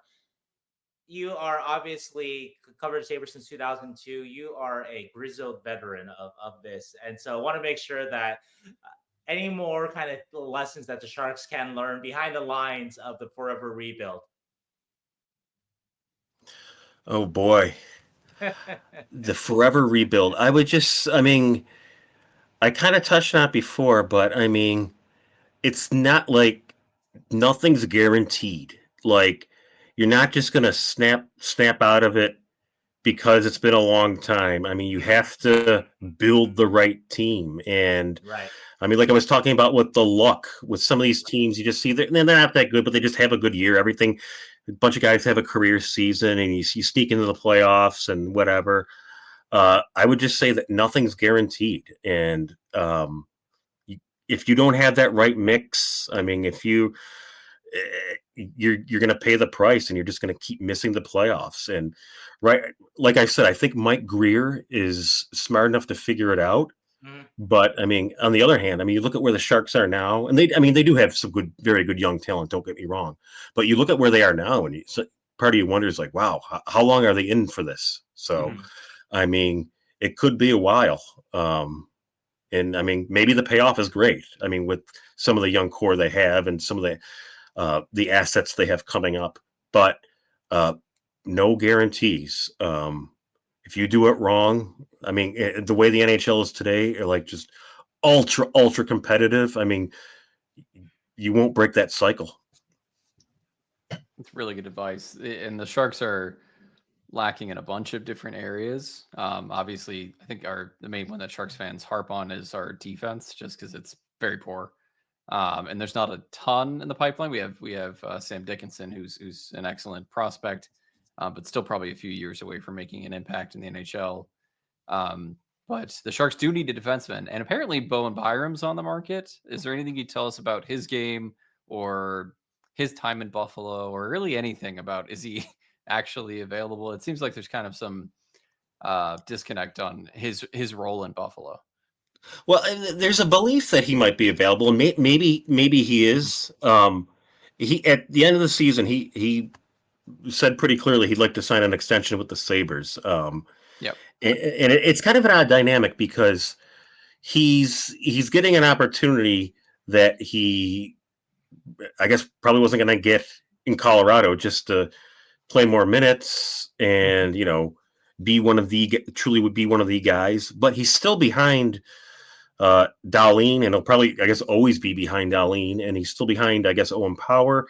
Mm-hmm. So it's kind of, you have this high end defenseman, but he's maybe your number 3. So that's kind of an odd thing. And then the other part of it is, okay, well, he's very, very good, but if he's our number 3 defenseman, and we're already paying Owen Power and Rasmus Dahlin a heck of a lot of money, do we want to pay him a heck of a lot of money and have Mm-hmm. all that money wrapped up in 3 defensemen? So, I mean, there's a lot of things here in play. The other part is, like, Owen Power has been in the league now for 3+ years. I mean, he entered the NHL a very polished player. He did things that teenage defensemen just don't do. Mm-hmm. He hasn't. I don't think he's taken those next steps. Mhm. I think he will someday, but I don't think he's been quite up to the level that he or the Sabres would have hoped maybe the last year or two. I mean, he's still been okay. Don't get me wrong. He's played with a heck of a lot of guys, and I think the Sabres would love to get him uh, a right shot partner that he could just kind of be entrenched with. So that's something to look at. Just if they want to trade Bo Byram, that they turn Bo Byram into a right shot defenseman that can play 20 minutes a night alongside Owen Power. I mean, even if you are dangling, say, Bo Byram, I mean, that's a Mm-hmm. tough that's a tough get. I mean, right shot defensemen are difficult to pry away from teams. So, but if they do want to trade Bo Byram, and I don't think it's a lock or anything that he's going to get dealt, maybe that's what they're looking for. Yeah. And that's kind of, I think, one of the things that all teams kind of want is that right shot D that's going to play 20 plus minutes a night and give you a lot of some offense from the blue line as well. And that's hard to find, like you said. So, is there anything specifically other than him being behind guys like Dahlin and Power that has made it so he hasn't worked in Buffalo? And do you think San Jose would be a good fit? I mean, I think I think he'd be a good fit on any team. I think he's played well in Buffalo. I thought he took notable steps this year. I mean, you could see why he was he the 3rd overall pick? Forgive me, I don't remember why he Yeah, was I such think a so. high Yeah. pick. Third. Um, it's interesting. Kevin Adams was talking. I think it was at his end of season availability that, like, the Sabres almost didn't know where he would fit when they got him. But I mean, when a guy like that becomes available, I mean, you just you get him. I mean, I like Casey Middlestat, the guy they traded for him. But I mean, Casey Middlestat for Bowen Byram, I do any day of the week. I mean, Sure. usually defensemen like Byram, you have to draft. You can't get them in Yeah. trades. So they just kind of, he was available. Let's get him and figure things out. So it's just kind of interesting how he came in out of the blue like that. But is he on his way out? There's been so much speculation, and I truly don't know. He gave off the vibes he'd like to stay. And if they do bring him back, I don't think there's any harm in having Bo Byram in your lineup. I mean, look what he did this past year, and not as a number one, not as a getting a lot of power play time. Right. So, there's still, there's still areas of his game that he hasn't graduated to those top levels, and he's become a big producer. What do you know about him in the room? Is he a good room guy? Obviously, for the Sharks, if they're going to add guys, and if they were to trade for a Byram, they probably would need to invest in him too. He's going to be an RFA, I think, in a couple of years. Is he a good room guy? Is he a good guy to have around younger players? Yes, he's going to be an RFA right away now. Yeah. Is, from everything I can tell, he's fit in nicely. One of the guys, and the big thing with him is, he's, what is he, 24 now, 23? He's lifted the cup over his head. He's already won a cup, and to have a guy like that who's won a cup, that's that's great to have in the room. So a guy who knows what it takes. Sounds kind of cliche, but to me that means quite a bit. It only enhances his the guy, the player he is. And how about when he got traded? I think there was a concern with Bo and his injury history. He had a concussion history in Colorado. Yeah, he But it did. looks like he's been healthy with Buffalo, so that hasn't really kind of been a worry. Or has he changed his style of play? Or I don't know if he's changed his. I think he went through a rough patching, and thankfully he was able to get through it. I think he played all 82 games this year. He's been very durable. And a guy like him obviously plays a lot of minutes and a lot of meaningful minutes against top lines, so tough minutes. So he's definitely proven that he's sure seems like he's past all that, I guess. And is there any? You said, I think earlier, that Dahlin wasn't available, but is there any chance Power could be made available in this whole three defensemen on the left side kind of thing? I would think no, but like I was kind of saying, at this point, you should seriously consider everything. So I wouldn't do it because I think that whatever he was predicting, a lot of people compare him to Hedman and this and that, which is high praise. I think he will become a big time, defenseman in the league, a top, 10 at least. But it's going to take time, and it might take another 3 years or 4 years until he really becomes that player. But I think he'll do it. So I wouldn't trade him, but the Sabres need to seriously consider everything at this point, in my opinion. Speaking of sort of what the Sharks could trade for a Byram or even a Dahlin or a Power, and you kind of alluded to it, that the Sabres are ideally, in a perfect world, they could trade a Byram for a right-handed partner that they could slide in with Owen Power. But as also mentioned, right-handed defensemen, that's still, those are just talking about it today with some of the writers at the Combine. That's like the left-handed pitchers in baseball, the left-handed relievers or whatever that. To find that guy, actually, I was talking to somebody today too, maybe an agent or somebody else, that even in Europe, teams are like, hey, is your defenseman right-handed? That, there's not enough right-handed defensemen in the world. So anybody listening, you have a kid that is going to be a pitcher or a defenseman, make him play on the right side, the defense, or make him throw, become a southpaw. But anyway, it's a real thing. But anyway, though, obviously, since everybody's looking for it, then they may not be able to get that for a Byram. So if the Sabres were to consider other stuff, though, it seems like that they don't want to go back. And so a common trade that's been bandied around the combine, talking to the writers, and this is just speculation. This is just writers just kind of BSing. But obviously the Sharks have the number 2 pick. The Sabres have number 9. Attach Byram to number 9. Sabres move up, bam. And there's other parts to it, but like that's like the basics of such a deal. But wow. Do you feel like the Sabres? I mean, that's just speculative. This is not, again, this is nothing that anybody has heard legitimately. But what I'm asking you, Bill, though, is in terms of like, is that not the direction the Sabres would want with Byram and the number 9 pick? That you feel like they're more likely to want to try to make a move that makes sense. Obviously, they're not going to trade a number 9 pick for like a 35-year-old veteran, but that they want established players basically for Byram, the number 9, or even Paterka. He's another guy in rumors. That's kind of the general direction. Yeah, I think I mean, maybe there's some sort of prospect or draft component to it, but yeah, they need established NHL talent to plug in right away. I mean, there's no doubt in my mind that that's what they want, and that'll be the big part of any deal they do make, is that, you know, a defenseman, a center, or whatever that they can plug in right away, that has played in the NHL a bit and is in his mid-20s, whatever, that type of guy. Well, let's play the trade game. So I end my career, and I offer you the number 2 pick for 9 and Byram. Would you take that? Oh my gosh. I don't know.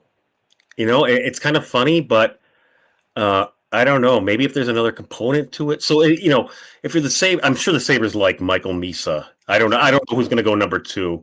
That's the first name that comes to mind. And I think Michael Misa will be a good player, but, you know, is he going to help you in 2025? I mean, you know, I mean, maybe he can play in the NHL and score 15 goals and have 35 points or something, but is that going to help you? So I think that's what the Sabres have to weigh. So I think that's a trade they might not do unless there was another component to it. You know, it would be enticing for sure, but I would tend to think they would deny that one. Well, I have the perfect segue. So you add Ferraro to it and make it no. Ferraro to one, actually. Byram 9. Yeah. So this is actually something that I sort of just making up on the fly, but I did think about the Sabres, that it did seem to me that they do want to win now. They're not interested in another rebuild. And so what can the Sharks do to help that? Well, how about taking, let's say, this hypothetical trade, which the Sharks are giving up a lot in number 2 pick, but maybe they also take on Samuelson's contract. Mattias Samuelsson, $4.3 million AAV until 2030. So do we have a deal yet? Or what do they like to say online? Who says no? Who says no, Bill? Mattias Samuelsson is a guy that could be on the move. He's a guy that established himself as just a terrific defensive, just a great defender early in his career. So much the Sabres gave him that contract after, I forgot how many games he had played, but it wasn't that. I don't even think it was equivalent of a full season. But, you know, you look at the deal, and it wasn't a ton of money, and you looked at how good he was, and you thought he was just getting started. But he's been through some injuries. He hasn't played well at times. I think he had a couple good stretches last year. He closed on a good stretch, so maybe that's enough to convince them to bring him back. But he certainly seemed to me like a guy that might need a change of scenery at different points this past season. So that's a guy that could be on the move for sure. So do we have a deal? I'm still going to say no. Oh, you know what? Forget it. All right. So yeah. Let's go back to the right hand, the whole right-handed shot thing. Like, I don't understand. Like, so I'm right-handed, and when I played street hockey, I always shot right-handed, and when I played baseball, I batted right. Like, why do all these people, the majority who are right-handed, shoot left-handed? I don't get it. It's Canada's fault. Blame Canada. It's Canadians. They just grow up that way. Like Americans, I shoot right-handed too, and I'm right-handed, and it doesn't make I any don't. sense. But it's Canadians. It's funny. Taylor Fadoon, who played for the Sharks, played for the Sabres in Rochester. A great guy, incredibly smart guy. He gave me a theory or his belief about the different shots, and it made so much sense, and I forgot it. And I gotta try to talk to him. And find out what he said about that. But it made so much sense. But it's one of those things I've never really. Is it because Gretzky was left-handed and everyone wanted to like imitate? I don't get it. Yeah. I don't get. It was just natural instinct for me to take a hockey stick and hold it the way it felt right. So I don't know. Yeah. But that's just me. Fine motor movements being closer to your body or something. So if you're shooting left, the right hand is closer to your body and can make finer. Maybe I never thought of it that way. It's never made sense. All right. Yeah. I actually have one. I don't know. I have another question for you guys. Yeah. So Andrew Podorowski, who is like a hell of an AHL player. Yeah. I thought he was going to get.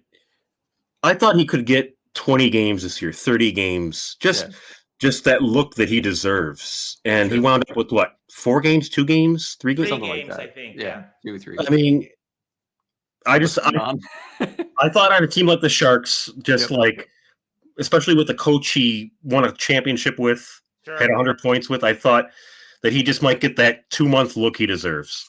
We needed all the time in the world to determine that we don't like Klim Kostin, and he needed to stay on the roster the entire year and play like 30 games.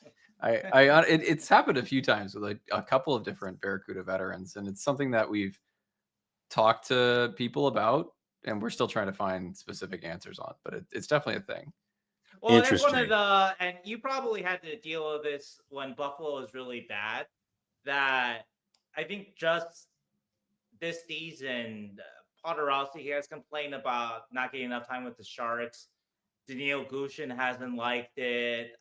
Nikolai Kovalenko hasn't liked it. He accused Ryan Warsawski of having a bias against Russians, which I don't believe is true. But that's how, But what happens though on a really, really bad team is that everybody thinks they should be in the lineup, and so they have no idea. So you just have a lot of guys like, why is that guy in the lineup? Yeah. But for me, I mean, I'm biased because Andrew, he's from here, and I've written about him, and I like him. But I mean, to me, what more could he do? Like he's won championships. He's played for points this year. Yeah, league MVP, 100-point season. Yeah. I mean, if a guy deserves a 20-game look, I mean, it's him. So that's just my. He signed in San Jose for that express reason too. I wrote that story. He would get more of a look. And I think another part of it too, and this is in the Sharks' defense, and I believe it when they said it, that Andrew got hurt, I think late March, and the Sharks, Ryan Warsawski says that they plan to bring him back at the end there and give him a little bit of a look too. So that was part of it too.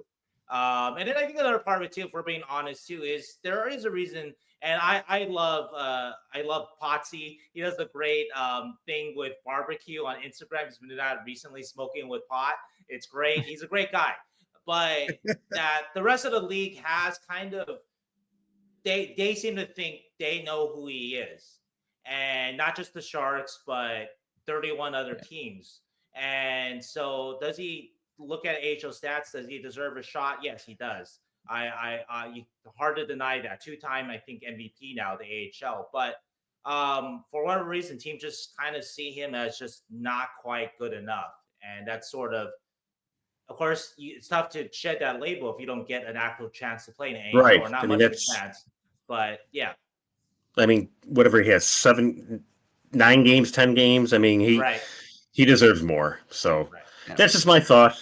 So we had this discussion at the beginning of the year. Daniil Gushin made the team because he had like 9 points in the preseason or something like that. And Gushin's a tiny guy.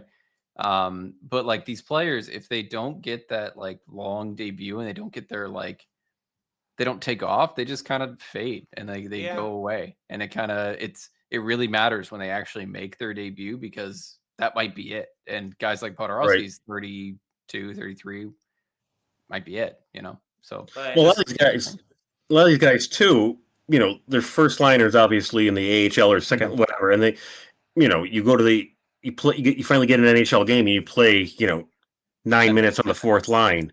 I mean, what are you supposed to do? So it can be right. tough. That's what Andrew had to deal with, right? Like in Seattle and with Carolina. The Hmm. Sharks did make him the second line center. It just was for 3 games, but yeah. And another part of a bad team, though, you just have a lot of mouths to feed, though. Yeah. Right. Everybody wants a couple of games. So we mentioned some of those names, right? But the Sharks have called up other guys this year too. Gave him a couple. Thomas Borrello got a couple of games. A lot of guys just, here's your chance. We said we'll give you a chance, and you better do something with it. Okay, you didn't. Okay, goodbye. Yeah, I do think we as fans get frustrated when we see, especially guys like Noah Gregor got traded from Ottawa to San Jose and then got basically the rest of the season, 12 games essentially from the trade deadline. Didn't do much of anything, but this was a retread. Like we knew who Noah Gregor was. Like we've seen it before.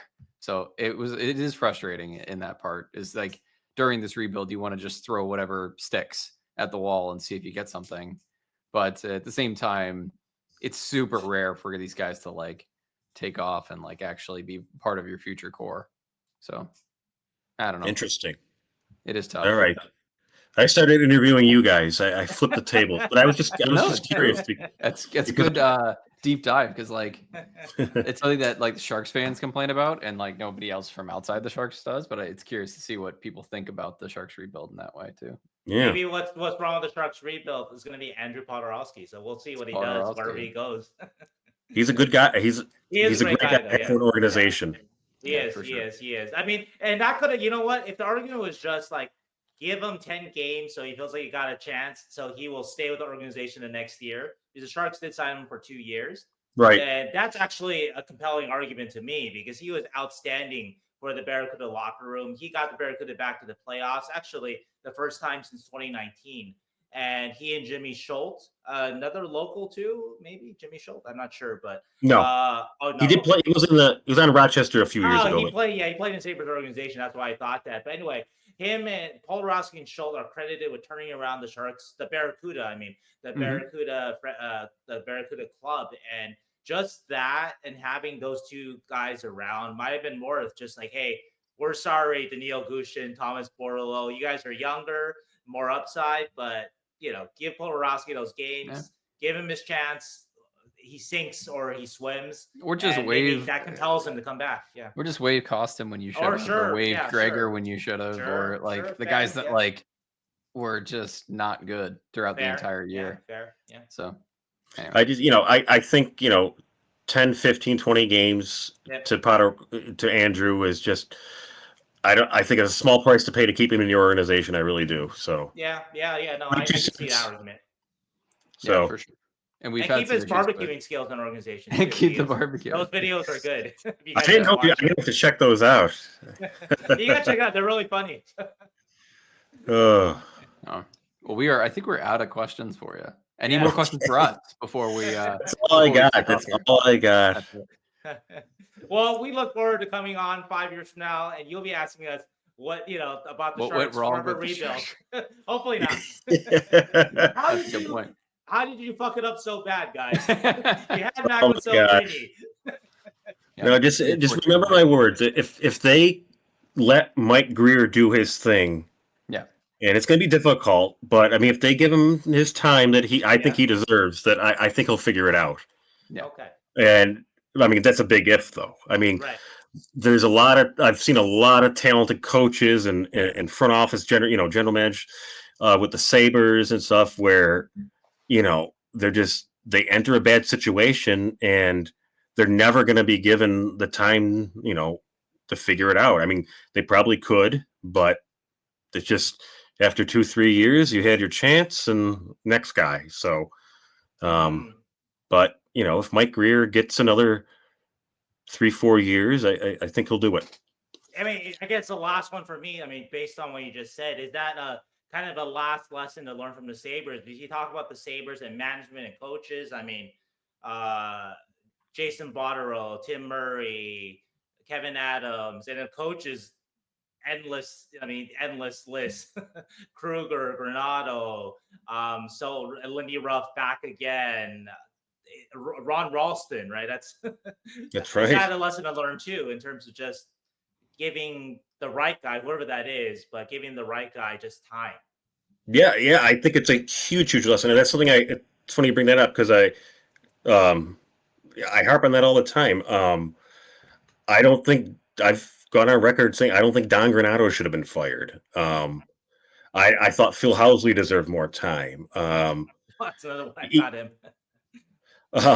you know, Tim Murray, I don't think Tim Murray did that great a job, but he was being asked to do something ridiculous, so he deserved more time. I mean, Jason Botterill deserved more time, and with Kevin Adams, in most other organizations, after 5 years, they probably would have moved on. But I think Kevin Adams should stay because they've seen it this far. Just keep seeing it through, because all this upheaval, all these regime changes. I mean, they have an effect. I mean, and that's part of the reason the Sabres got in this unending tailspin is just the constant turnover. So, I mean, Kevin Adams, I think he's a smart guy, and Terry Pagula likes him.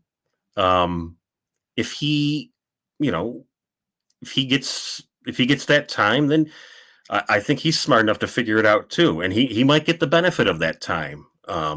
So we'll see ultimately how it ends up, but I mean, there were a lot of people calling for him to be fired, and yes, I understand a lot of it, but I think the right move was keeping him. And I know that's the minority opinion among just Buffalo people, but I think just committing to something, will be more beneficial than just changing it over again. That turnover, would you mostly put that on ownership? Yes, okay. Yes, 100%. That was fast. 100%. There's a human element to this too. Like, Sure. I know they're, these guys make millions of dollars and they're getting, paid not to work or whatever. But I mean, Ted Nolan, who was Sabres coach when I was growing up, he came back and he was like, here's a guy, he's won everywhere he's gone. Had that impact, and he's just given these terrible teams, and it's sad to see these guys go through it. Don Granato, I mean, his big chance, and he did a lot with that big chance. It can be sad to see these guys go just from the human element of it. Sure. But I mean, a lot of these guys have landed on their feet, not all of them. But I'm confident that I think Jason Botterill, can be a good NHL general manager. I think a young team would be wise to hire Don Granato. So, I mean, I hope that a lot of these people understand that what happened in Buffalo, what happens to these guys in Buffalo is a little unique, and they can still be assets elsewhere. I mean, they see it with the players. I mean, look at all the players that have left Buffalo and won cups. I mean, not just O'Reilly and Reinhardt. I mean, Evan Rodriguez and Brandon Montour, and the list goes on and on. Kyle Oposo, but I mean, Braden McNabb. Who? Braden McNabb. Braden McNabb, yes. Yeah. Jack Eichel. Yeah. But the other guys. I mean, like I said, the Granados and the the Botterills, and I'm leaving out a lot of people. But I mean, they can go on somewhere else and be assets. Well, Bill, I want to thank you so much for your time from the front lines. Yes. The front lines. Yeah. True. Well, thank you guys for having me. It's been fun. Holler whenever you need me. All right. Sounds great. Take care, Bill. Enjoy Seinfeld. I'll see you tomorrow. Enjoy Seinfeld. We'll enjoy Seinfeld. Thank you. I'm interested to see which episode's next. You guys. See ya. See ya.